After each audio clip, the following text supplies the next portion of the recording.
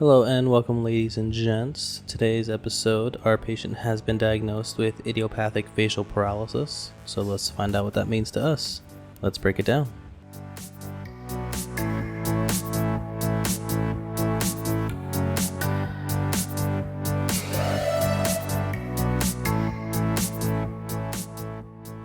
Alright, well, let's start with breaking down the pathology. So idiopathic facial paralysis, the idiopathic part meaning that the cause is unknown. This has also been referred to as Bell's palsy. There are some studies that suggest that Bell's palsy comes from the herpes simplex virus. And on our podcast, we discussed Ramsay-Hunt syndrome, which the difference between Bell's palsy and Ramsay-Hunt syndrome is that Ramsay-Hunt syndrome is a shingles-related palsy.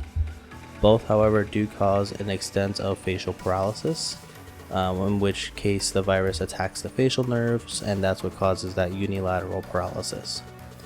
In some more severe cases, the paralysis can cause a loss of taste, dry eyes, less but thicker saliva, and even in some cases, the muscles surrounding the stapes become less accommodating, so this will cause louder than normal sounds for the patient. So let's go over the relationship between idiopathic facial paralysis and physical therapy. In most cases, idiopathic facial paralysis is managed by and treated with corticosteroids and antivirals. Some do get referred to physical therapy, however, I'll include some studies down in the description, but the efficacy between physical therapy and idiopathic facial paralysis is relatively low. One study did say that it is more effective in the severe cases, but still it's up in the air.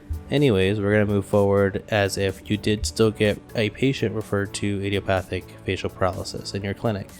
So what are we going to do? So our modalities are going to include electrical stimulation to the affected areas, and yes, that means it's going to the face. Some manual techniques that can be involved are either massage or PNF techniques. We're going to be doing the quick stretch or tapping for facilitation, trying to get some muscle engagement to the nerves and kind of getting it to start activating again.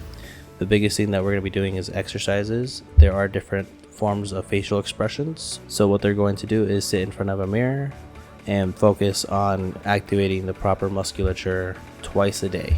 And finally, the prognosis. The prognosis for patients with facial paralysis, the recovery is sometime within the 3 weeks once they have the onset of symptoms. Some may take longer with no exact date of recovery.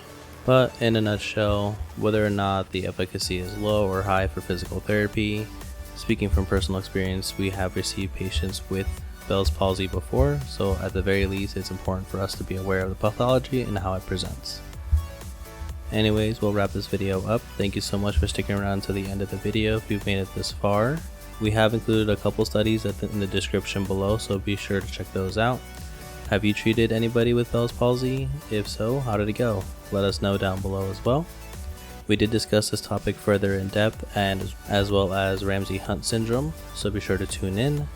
We release new episodes every Tuesday and Friday. We also have a Instagram, Facebook, and Twitter, so be sure to follow all of those. If you enjoy the content, be sure to like and subscribe to let us know that you did. Hope you have a wonderful day and take care.